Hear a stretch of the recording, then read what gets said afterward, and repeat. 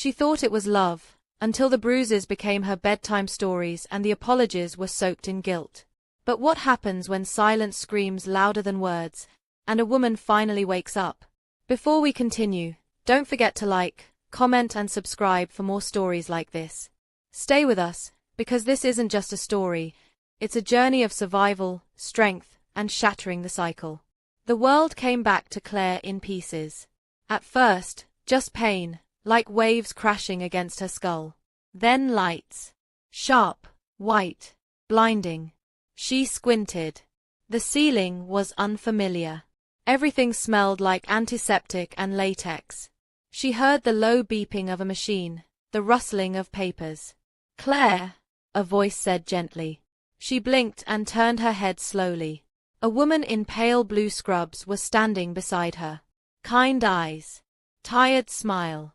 "You're in the hospital," the nurse said, touching her hand. "You fell. You've been unconscious for a while."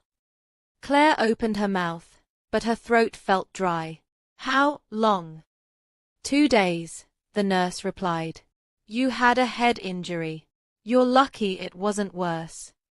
Claire blinked slowly, her heart beginning to race. Her hands trembled slightly as she tried to sit up, but pain shot through her side. "Easy," the nurse warned, gently pushing her back. "You've got a few cracked ribs too. And some bruises." "Bruises?" Before she could ask more, the door opened and a tall man rushed in.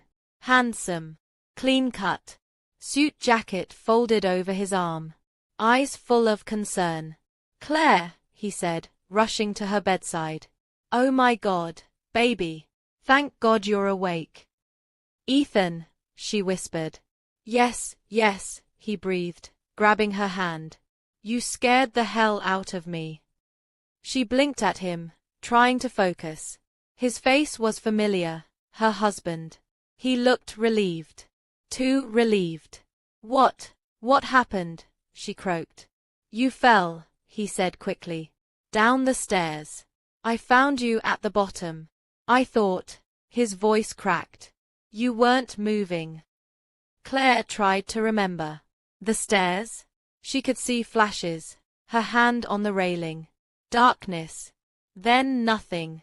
"Your daughter's been asking about you non-stop," the nurse added softly. "She's with your sister-in-law right now. She's safe."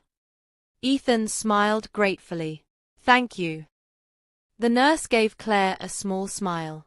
"Try to rest. I'll be back in a few minutes to check on you." As she left, Ethan sat down beside Claire. His face had changed. No longer panic, now calm. Rehearsed. "You were rushing again, babe," he said, brushing her hair back. "I told you to slow down. You always try to do too much." Claire furrowed her brow. "I don't remember falling." "Well, yeah," he said. "You hit your head. That's probably why. The doctors said memory loss is normal." Claire looked down at her arms. Her hospital gown had ridden up slightly. A large purple bruise bloomed over her side. Another on her thigh. Her wrist was wrapped in bandages. "I have bruises," she whispered. "You hit a few steps on the way down," Ethan said, too quickly. "I mean, the staircase is hardwood. It wasn't a soft landing."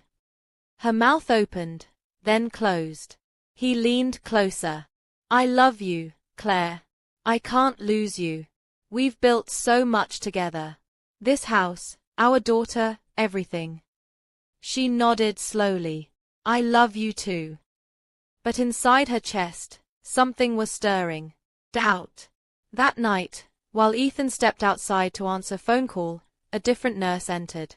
Her name tag read Maria. She closed the door quietly behind her and glanced toward the hallway before speaking. "I wanted to check on you privately," she said. "Just us girls." Claire blinked. "Why?" Maria lowered her voice. "Because I've seen injuries like yours before. The bruises. The cracked ribs. The ones that don't always come from stairs."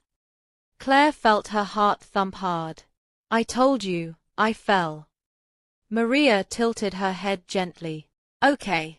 But just in case, I want to give you something. She slipped a small card into Claire's palm. You don't have to call it. But it's there. Just in case you remember something else. Claire didn't speak. Just curled her fingers around the card as Maria left. Later, in the darkness, she stared at the tiny card under the bedlight.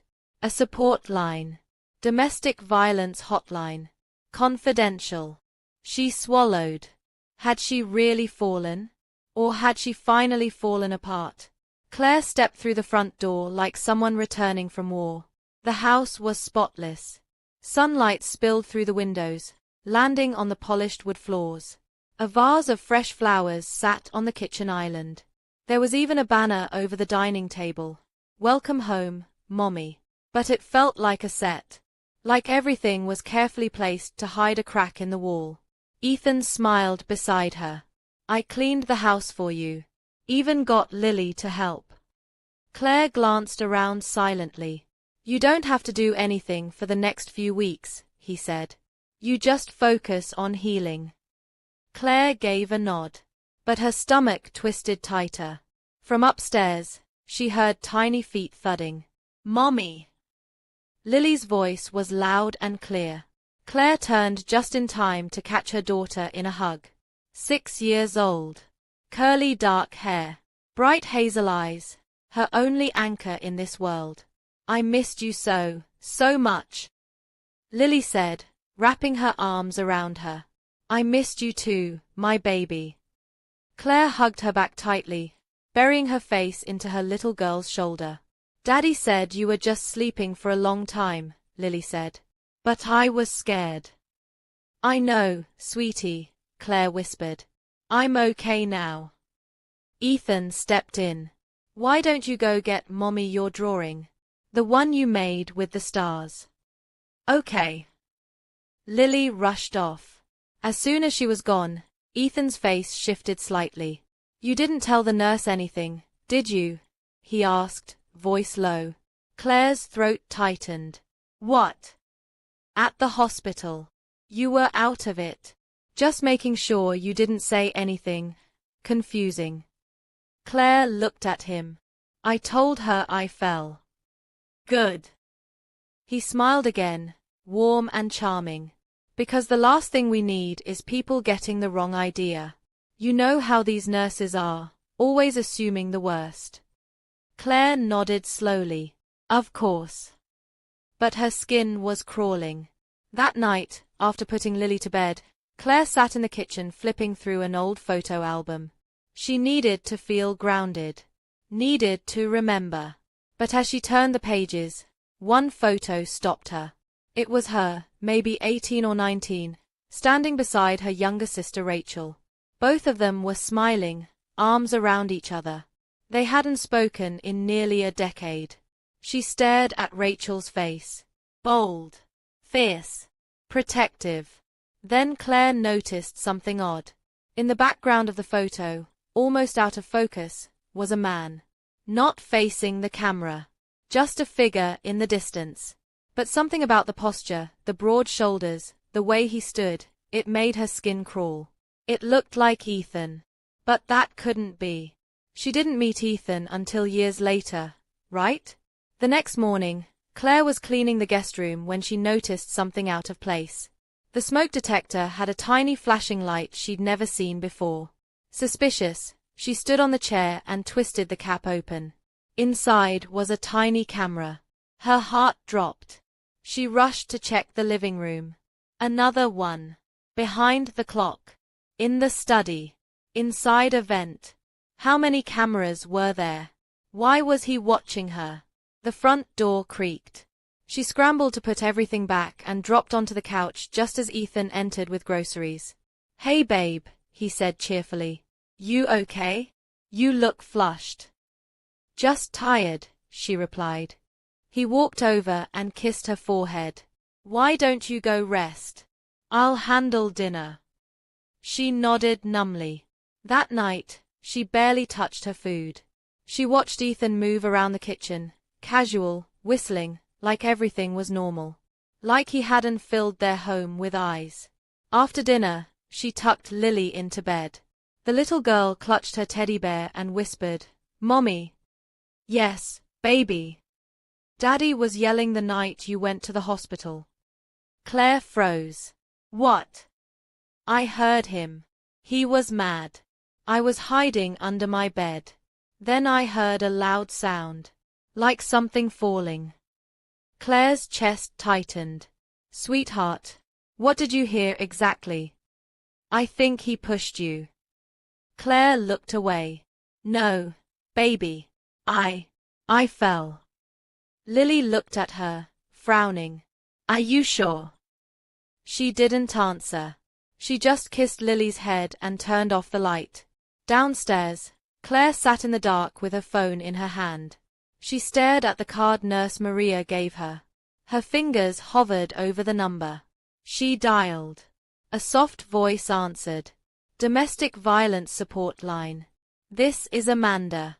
Are you safe to talk?" Claire's voice cracked as she whispered, "I think my husband is watching me." Claire had always known something was off about the house, even before the fall. Now, with every creak of the floorboard and flicker of light, her senses were heightened. She didn't just hear things anymore, she listened. Every whisper of wind, every strange hum from the walls. Nothing felt safe. Not even the silence. It had been 2 days since she found the hidden camera. 2 days of smiling at Ethan while her inside screamed. 2 days of pretending everything was normal while her mind spiraled. Ethan had gone to the store, and Lily was at her cousin's for the afternoon. Claire had the house to herself. And she needed answers. She began with the study. Ethan kept it locked most of the time, but she'd taken his spare key from the garage cabinet. She opened the door slowly. Everything inside was in place: his leather chair, his large desk, the bookshelf filled with psychology and business books. But something about the room felt cold. She went straight to the desk drawer. Locked. Claire remembered a trick her sister had taught her as a teenager. A simple nail file and a little pressure. She slid the file into the lock and jiggled it. After a tense minute, the drawer clicked open. Inside were receipts, old checkbooks, a small black notebook, and a flash drive.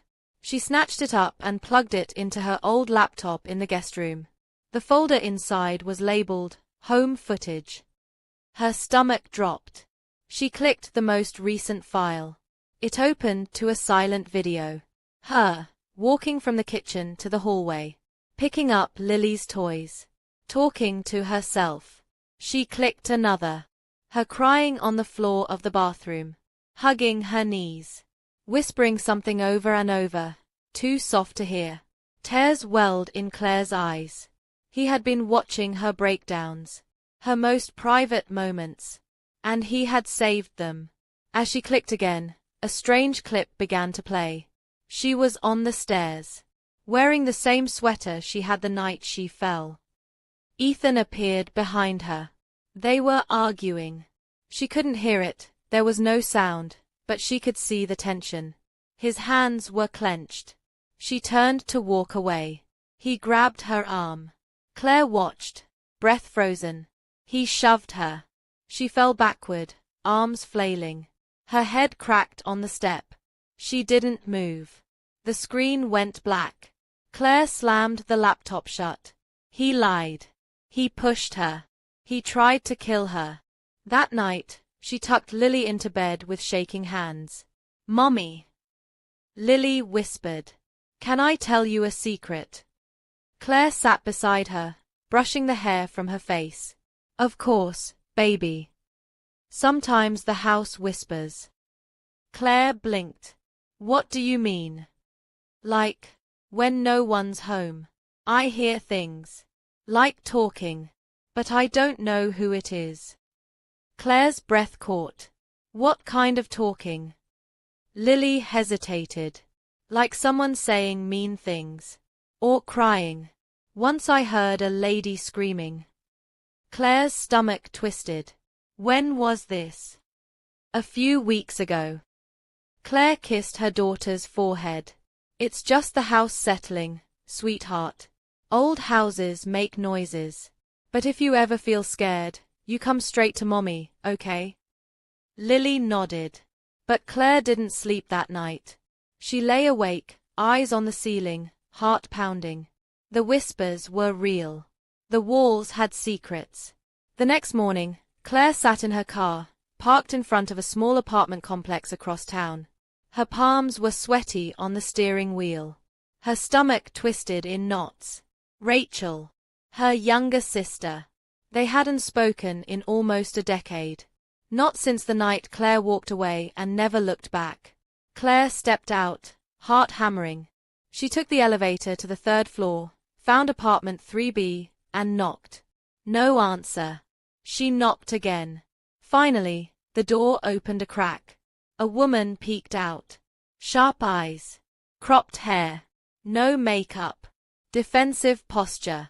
Rachel. Claire's breath hitched. Hi. Rachel's expression hardened. What are you doing here? I need to talk to you. After 10 years. Rachel crossed her arms. Why now? Because, Claire swallowed. I think I married someone you once dated. And I think he's dangerous. Rachel's jaw clenched. What did you say his name was? Ethan.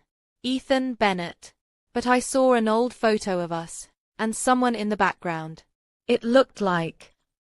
Rachel held up a hand and stepped outside, closing the door behind her. His name's not Ethan, she said coldly. When I knew him, it was Eric. Claire's knees weakened. Oh my God. He was charming, Rachel said, eyes burning. At first. Then controlling. Then cruel. Claire stared at her, numb. You never told me. You didn't want to hear it, Rachel snapped. You thought I was jealous. You said he was different with you. That I was just bitter. Claire's eyes filled with tears. I didn't know. No, Rachel said. You didn't want to know. Silence stretched between them.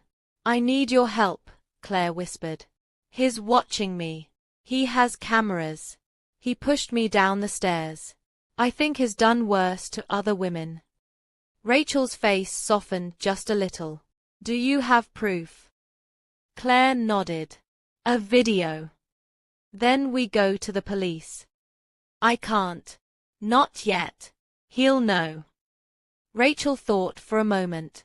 Then you don't go alone anymore. I'm coming with you. Whatever this is, we face it together.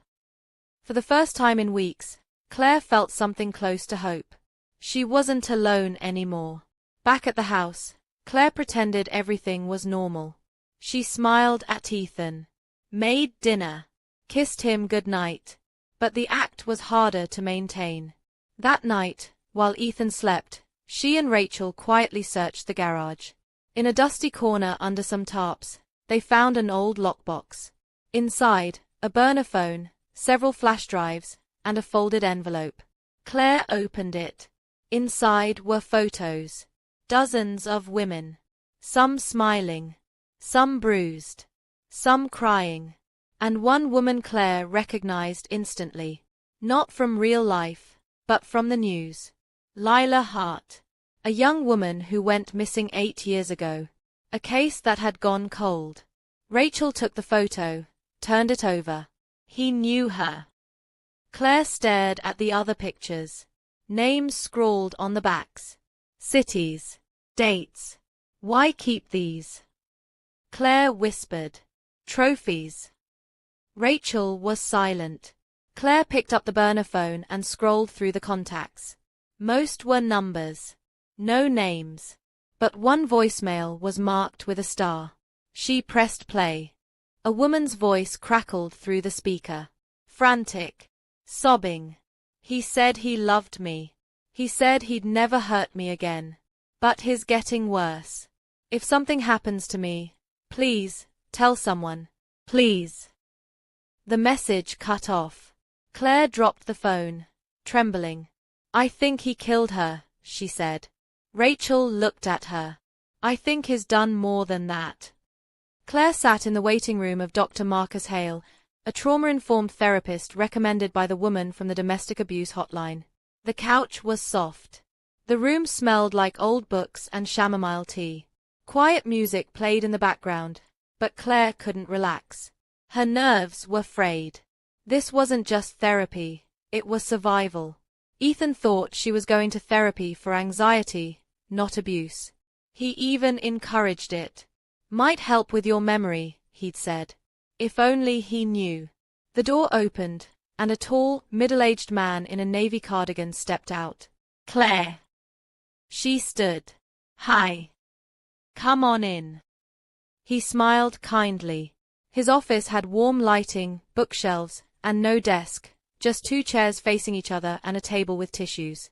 So, he said gently, what brings you here? Claire hesitated. My husband thinks I'm having memory problems. And what do you think?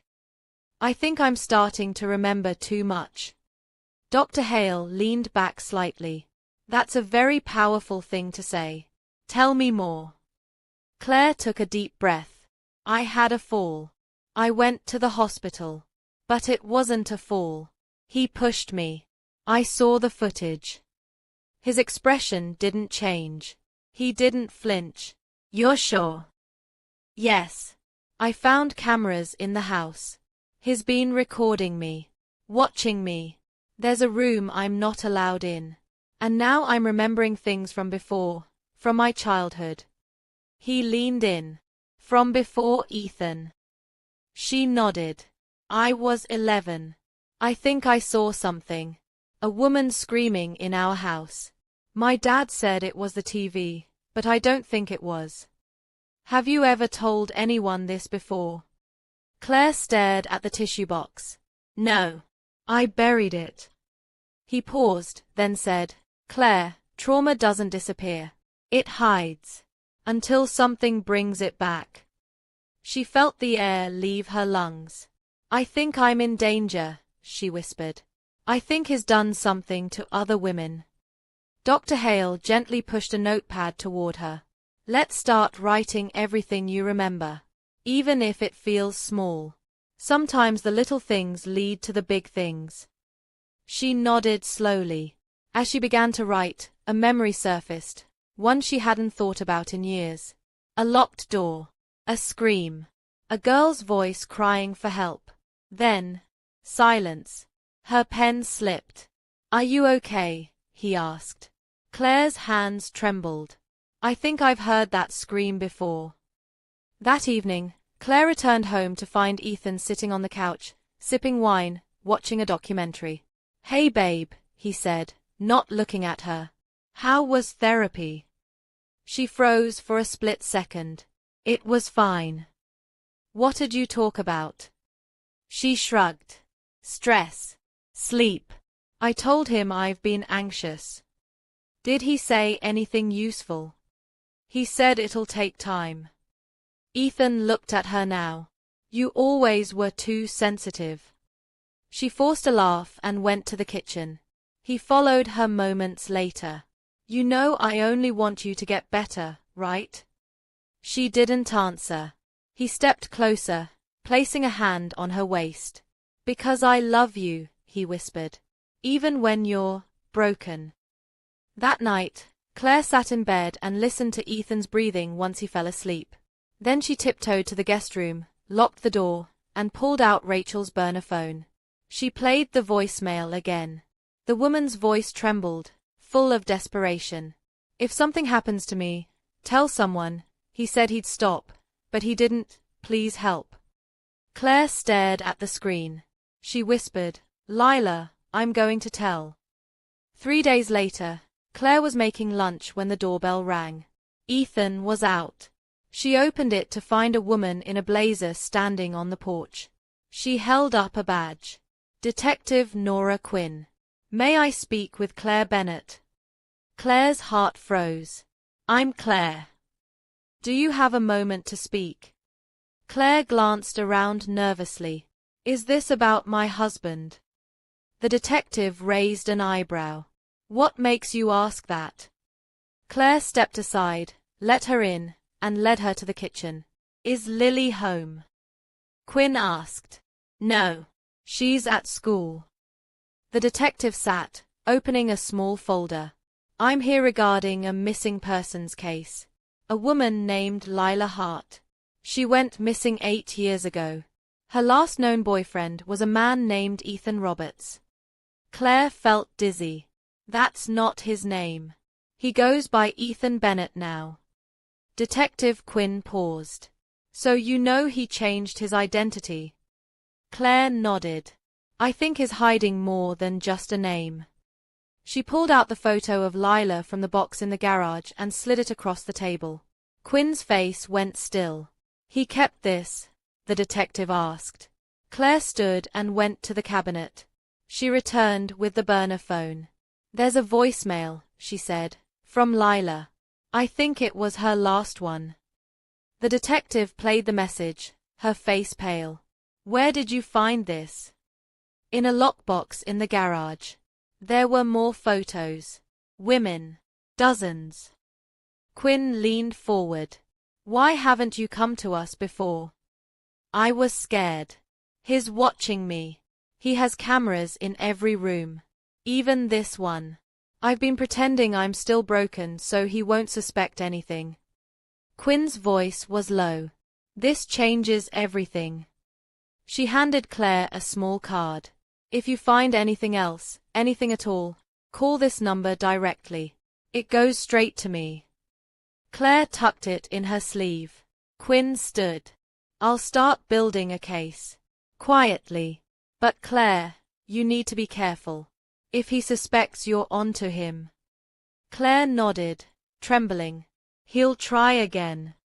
That night, Ethan returned with flowers. Random surprise, he said with a smile. Thought you deserved it. Claire accepted them with shaking hands. Everything okay? He asked. Yes, she lied. They sat down for dinner. He poured her wine. Watched her drink it. She pushed food around her plate. You've been quiet lately, he said. Just tired. You sure you're not hiding something? Her heart stopped. She looked up at him slowly. What would I be hiding? He smiled. But it didn't reach his eyes. Secrets have a way of coming out. Later, Claire sat in Lily's room after she was asleep. She watched her daughter breathe, watched her chest rise and fall. She whispered, I won't let him touch you. Not now. Not ever. Then she crept downstairs, to the guest room, and reopened the box. This time, she found something she hadn't seen before. A small leather journal. It had no name on it, but the handwriting was delicate, soft. It began, My name is Lila Hart, and I think I'm going to die here. Claire read it cover to cover. Lila talked about the love at first, the flowers, the promises, the way Ethan changed, the control, the isolation, the surveillance, the first slap, the first time he apologized, the cycle. Then she wrote about fear, about a room she wasn't allowed to enter, about hearing screams in the night. The final page was written in shaky letters.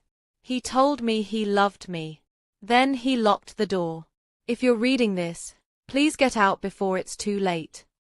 Claire stared at the journal, tears streaking her face. She whispered, I'm going to burn this house down around him. Claire had always known there was something off about the locked door in the hallway, the one Ethan never let her near. He said it was just a storage room, full of tools and old junk. But late at night, when the house was quiet, she could feel it breathing. It wasn't until that morning, after she discovered Lila's journal, that she truly saw it for what it was, a sealed chamber of secrets. Ethan left early that day, as usual, planting a kiss on her cheek with the same lips that had once whispered, I'd never hurt you. Claire watched his car disappear down the street, then waited a full 15 minutes before she moved. She had a bobby pin hidden in her slipper. Something she kept for years, a small, foolish act of rebellion that finally found its purpose. Her fingers trembled as she kneeled before the doorknob. The metal was cold. She hesitated. What if she found something she couldn't handle? What if it confirmed every horrifying thought she'd ever buried? Click. The lock gave way with a soft, reluctant sigh. The door creaked open. Inside was darkness. Heavy. Silent. Like a forgotten tomb. She reached for the light switch and flicked it. The bulb overhead flickered before casting a dull yellow glow. The room was filled with plastic containers, storage boxes, and dust-covered bookshelves. At first glance, it could have been any cluttered storage room, but Claire stepped closer, and the illusion fell apart. She opened one container and gasped. Inside were dozens of small items: lipsticks, earrings, name tags, hairpins, each labeled with a name. Emily. Jade. Sylvia. There were photographs, too. Some looked like innocent portraits, but others were marked with words scrawled in thick red marker. Too curious. Didn't listen. Mine. Claire dropped the box. It hit the ground with a hollow thud that echoed like a scream. On the far wall, photos were pinned in neat rows. Women's faces stared back at her. Some smiling, some bruised. One was missing an eye. Her knees buckled. She grabbed a shelf for support. Ethan had done this before. She wasn't the first. Maybe not even the fifth. The sound of the garage door opening made her blood freeze. He was home. No, he wasn't supposed to be home yet. Claire darted out of the room, locked the door behind her, and shoved the bobby pin down her bra. She barely made it to the kitchen in time to grab a towel and pretend to be wiping the counter. Ethan walked in. He looked normal, calm, but there was something about the way his eyes narrowed when he looked at her. "Forgot my phone," he said, scanning the room. Claire forced a smile. "Long day already." He stared at her, sniffed the air. "You wearing that new lotion?" She shook her head. "Nope. Just soap." He smiled, but it didn't reach his eyes. "Smells familiar." He left again. The moment the garage door shut, she collapsed to the floor. Tears came quickly, hot, silent sobs she buried in her palms. Later that evening, as the house dimmed and silence fell, Claire went into the laundry room and texted Detective Quinn. "He has a room. A secret room. With stuff. Women's stuff.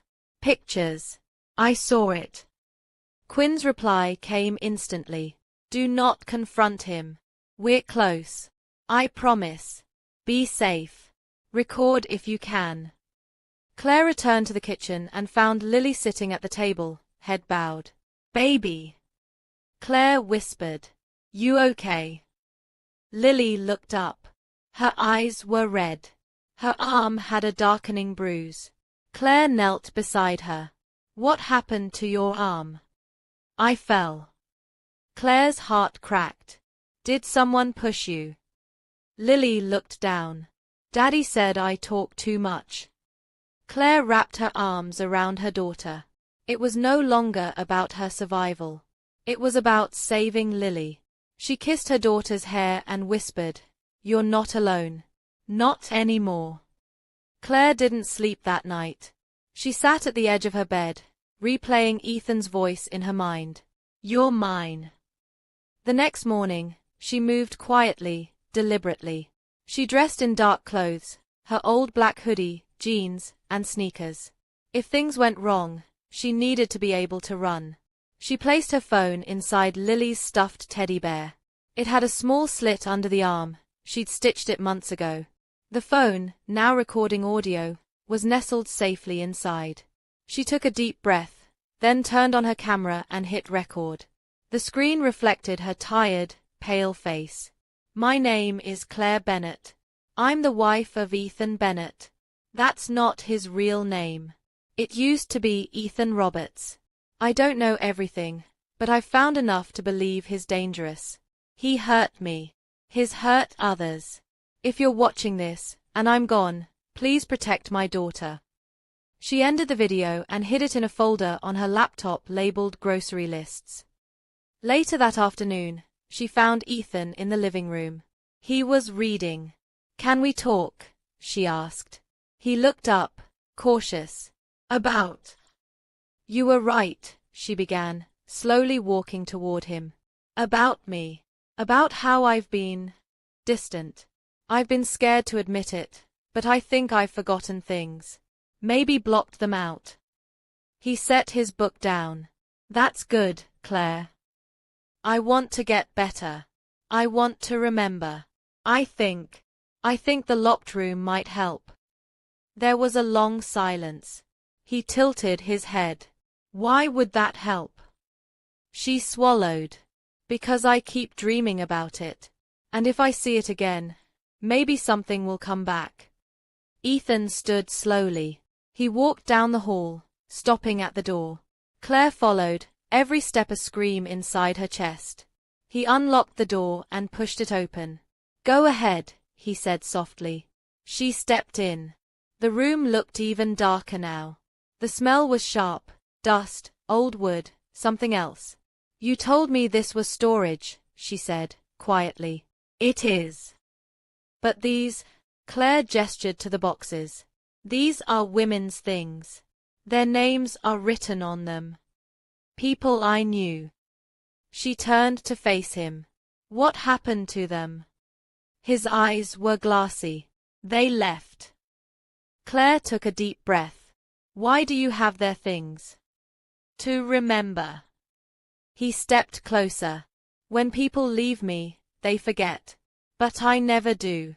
I collect memories. You hit them, didn't you?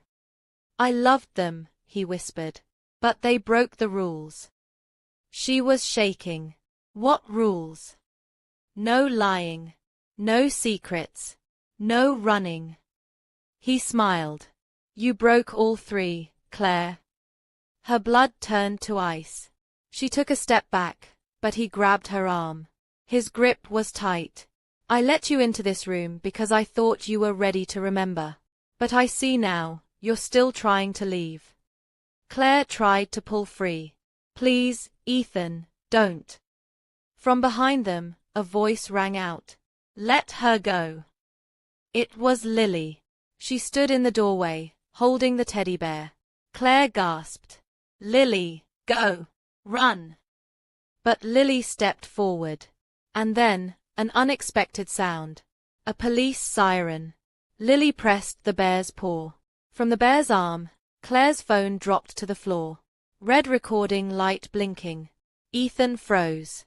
Shouts filled the house. Police! Don't move! Officers stormed down the hallway. Ethan raised his hands. Claire fell into the arms of Detective Quinn. It was over.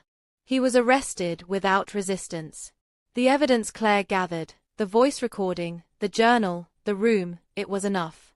Claire held Lily close as officers took Ethan away. In the quiet that followed, Claire sat with Lily on the living room couch. Are we safe now?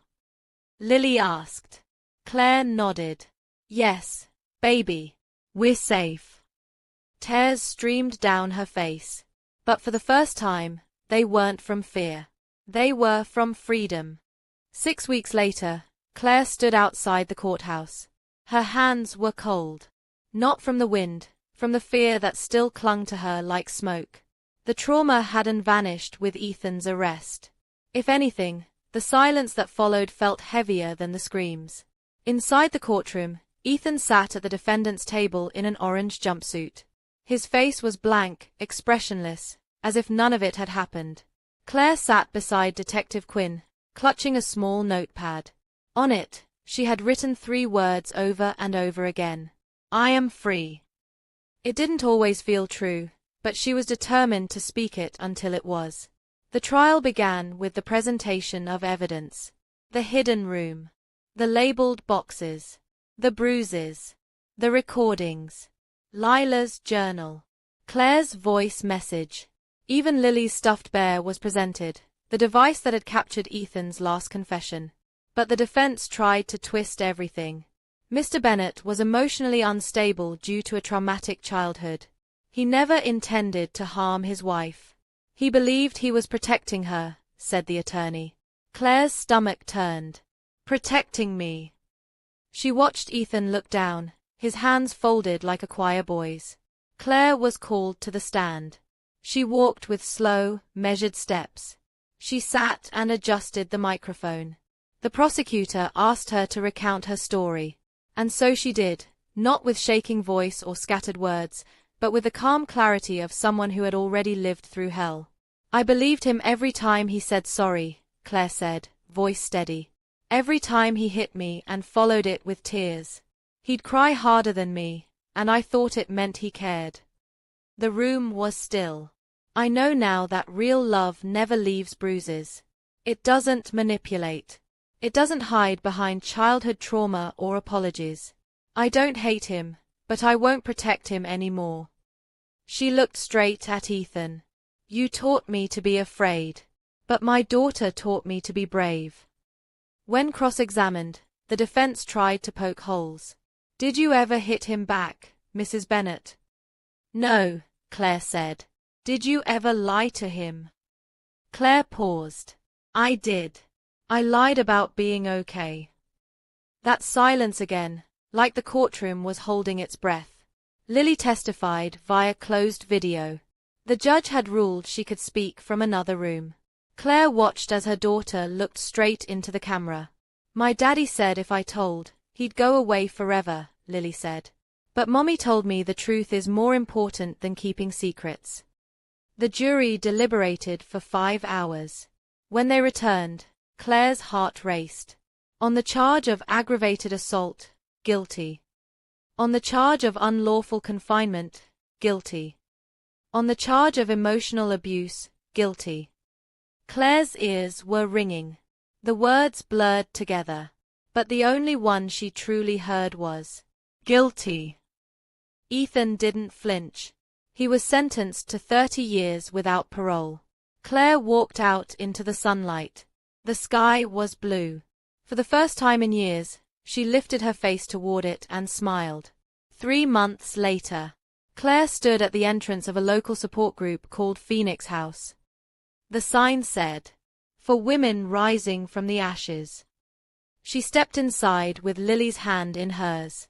The walls were covered in hand-painted quotes. Your past does not define you. Broken crayons still color.